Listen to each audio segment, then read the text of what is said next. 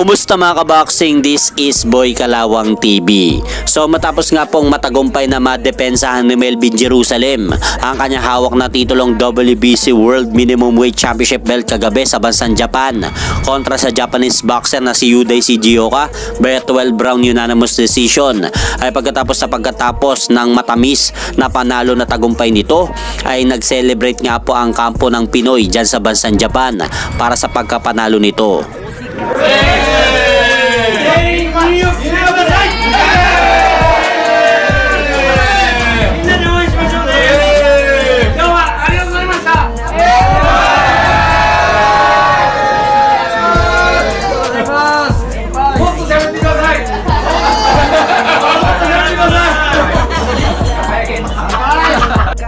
At sa kabilang balita naman, dahil tapos na nga po ang laban ni Melvin Jerusalem sa hapon na si Yudai Sugioka sa naganap na rematch nito kagabi sa bansang Japan, kung saan tagumpay nga po na depensa ni Melvin Jerusalem ang kanyang hawak na titulo laban sa hapon, ay ayon nga po dito sa kakapasok-pasok lang na balita mga idol, kasado na po ang laban ng isa pa nating Pinoy na kampiyon sa minimum weight division na si IBF World Minimum Weight Champion Pedro Taduran dito sa kanyang dating inagawan ng titulo at tinalo na nung nakaraang taon na si former IBF Minimum Weight Champion Jinjiro Sugioka, na kapatid mismo ng tinalo ni Melvin Jerusalem na si Yudai Sugioka. Dahil ayon nga po dito mga idol sa inilabas na report ng Viva Promotion, nakatakdang maglaban sina IBF World Minimum Weight Champion Pedro Taduran at Japanese boxer Jinjiro Sugioka sa darating na buwan ng May 24 sa Osaka, Japan. So mukhang gustong makabawi nga po nitong hapon kay Pedro Taduran dahil sa ginawang pambubugbog ni Pedro Taduran dito nung nakaraang taon nung unang laban nila,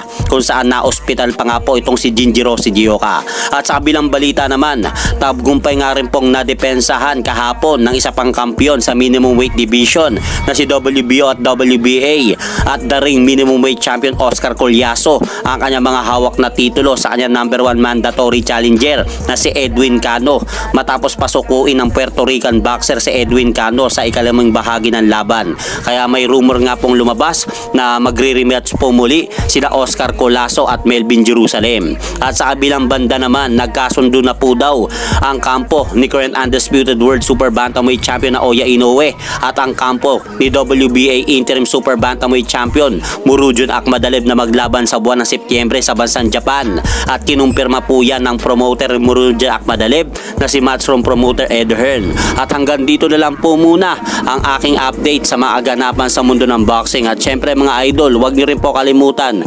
pakisuportahan niyo naman po muna ang ating munting channel. Maraming salamat po.